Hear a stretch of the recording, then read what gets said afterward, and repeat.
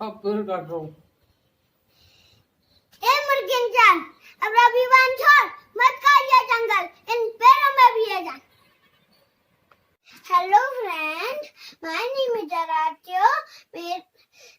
आज मैं आपको एक संदेश देना चाह रहा हूँ।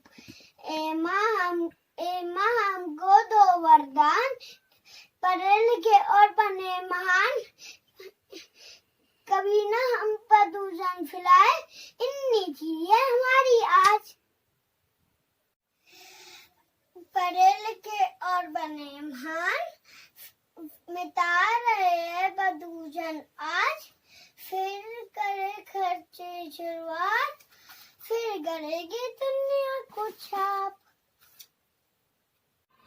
Hello friend, my name is आराध्य। आज हम आपको एक संदेश देना चाहते हैं। ए धरती माँ, हमसे नाराज ना होइए, हम प्रदूषण को मिटा कर ही रहेंगे, ये वादा हम आपसे करते हैं। जय हिंद, जय हिंद। नमस्कार। आज मैं प्रसन्न हूँ कि सोशल मीडिया के माध्यम से मैं अपने मन की बात रख पा रही हूँ, परंतु मेरी यह खुशी दोगुनी हो जाएगी यदि मेरी इस सोच के साथ आपकी भी भागीदारी हो जाए। मेरे ख्याल में हम सभी पर्यावरण के महत्व को जानते हैं कि किस प्रकार यदि पर्यावरण अच्छा हो तो हमारे जीवन में इसका अनुकूल असर होता है, परंतु हम सभी पर्यावरण को अच्छा बनाने के लिए अपनी भागीदारी पूरी तरह नहीं निभा पाते हैं। बस हम सबको यही प्रयास करना है कि अपना जीवन जीने के साथ साथ ऐसे कार्य किए जाएं कि हम न केवल स्वयं के लिए अपितु आने वाली पीढ़ी के लिए भी स्वच्छ पर्यावरण दे सकें। धन्यवाद। नमस्कार, मैं वैशाली गोखले लखनऊ नगर की निवासी हूँ और आपके सामने मैं आज प्रकृति के संबंध में कुछ बातें कहना चाहूँगी और साथ ही आप सभी को आज पर्यावरण दिवस के उपलक्ष्य में हार्दिक शुभकामनाएं देती हूँ। प्रकृति हमारी सबसे अच्छी दोस्त है। यह हमें यहाँ रहने के लिए कई संसाधन उपलब्ध कराती है, जैसे कि हमें पीने के लिए पानी, सांस लेने के लिए शुद्ध हवा, खाने के लिए अनाज एवं फल इत्यादि और रहने के लिए भूमि। प्रकृति एक महान शिक्षक भी है। कोई आश्चर्य नहीं कि हमारे पूर्वजों ने प्रकृति के स्वभाव को जीवन के बारे में समझने के लिए इसका इस्तेमाल किया, क्योंकि हम प्रकृति के रूप में भगवान के साथ कई उदाहरणों में व्यवहार करते थे, जैसे कि सूर्य, चंद्रमा, पेड़, नदियाँ आदि सभी को ईश्वरीय प्राणी के रूप में जाना जाता है। आज प्रकृति बहुत बड़े संकट का सामना कर रही है। मनुष्यों ने अपने स्वार्थ हेतु प्रकृति का भरपूर शोषण किया है और उसे अपने अनुसार ढालने की कोशिश की है। विशाल वन भंडारों को समाप्त करके बड़े बड़े उद्योग बसाए जा रहे हैं और साथ ही जंगली जीवों का अवैधानिक व्यापार भी हो रहा है, जिसके परिणाम स्वरूप कोरोना जैसी महामारियां, अम्फन जैसे घातक तूफान आदि को मनुष्य जाति को सामना करना पड़ रहा है। प्रकृति के संरक्षण के लिए अनेक राष्ट्रीय एवं अंतर्राष्ट्रीय संगठन महत्वपूर्ण कार्य कर रहे हैं, पर यदि हमें प्रकृति को बचाना है तो हमें व्यक्तिगत स्तर पर कुछ कदम उठाने होंगे। हमें पानी और बिजली का उचित उपयोग, सिंगल यूज प्लास्टिक के प्रयोग पर पाबंदी, वेस्ट मैनेजमेंट और वृक्षारोपण जैसे कार्यों को बढ़ावा देना चाहिए। अब हाथ पे हाथ धरकर बैठने का समय नहीं है। अब हमें त्वरित इसके लिए कड़े कदम उठाने होंगे, नहीं तो इस पृथ्वी पर मनुष्य जीवन असंभव हो जाएगा। धन्यवाद। This year the motto of World Environment Day is Celebrate Biodiversity. It is reported that about 1 million of species is on the brink of destruction. It's all because of the human activities on this earth. The climate is changing. Climate change takes place because of the increase in the atmospheric temperature. The atmospheric temperature happens due to the accumulation of greenhouse gases in the atmosphere. What we do here in the name of development, especially our large consumption of energy. We produce energy by burning fossil fuels. By burning fossil fuels, actually we are accumulating carbon dioxide in the atmosphere. The increase in carbon dioxide in the atmosphere has accelerated during the last 40 years. Up to the time of Industrial Revolution,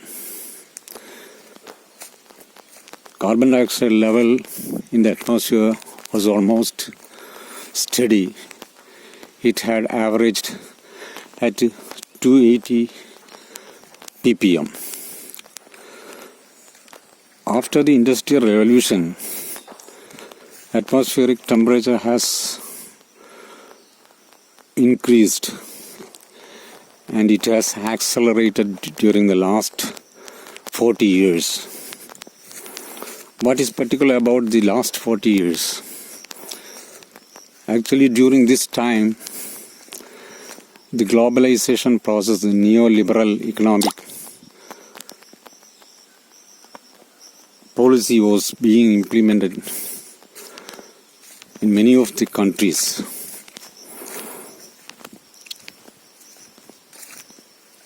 Big capital, what they say about development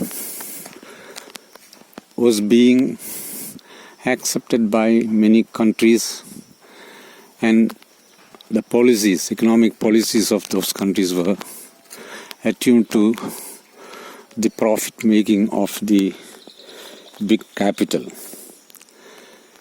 And the developed countries, they were consuming more than many other poor countries, and they were burning the fossil fuels, and the accumulated carbon dioxide. मैंने जरूर तरुण चतुर्वेदी, मैंने सिंधे सैनुद्दीन गोद, यह जीव बतेली एक गीत के माध्यम से। ये गीत फिल्म दो बूंद जो बन गई मोती का है और इसे पंडित भरत व्यास जी ने लिखा है, दवाई थे। हरी भरी वसुंधरा पे नीला नीला ये गगन, कि जिस पे बादलों की पालकी उड़ाता ये पवन। दिशाएं देखो रंग भरी, दिशाएं देखो रंग भरी, चमक रही उमंग भरी। ये किसने फूल फूल पे, ये किसने फूल फूल पे किया सिंगार है। ये कौन चित्रकार है, ये कौन चित्रकार, ये कौन चित्रकार है, ये कौन चित्रकार है, ये कौन चित्रकार। तपस्वियों सी है अटल ये पर्वतों की चोटियां, ये सर्प सी घुमेरदार घेरदार घाटियां। ध्वजा से ये खड़े हुए,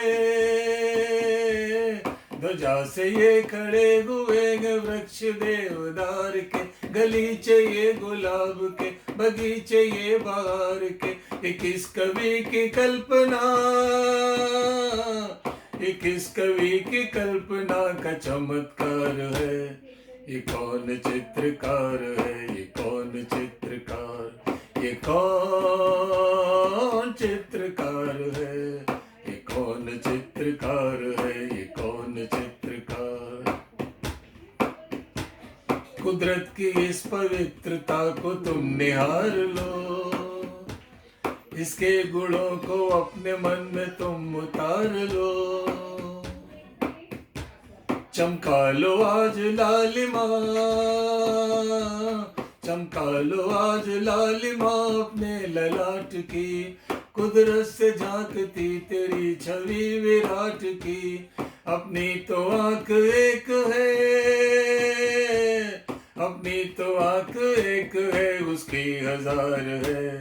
ये कौन चित्रकार है, ये कौन चित्रकार, ये कौन चित्रकार है, ये कौन चित्रकार है, ये कौन चित्रकार, ये कौन चित्रकार है, ये कौन चित्रकार। धन्यवाद, शुक्रिया, स्पसीबा।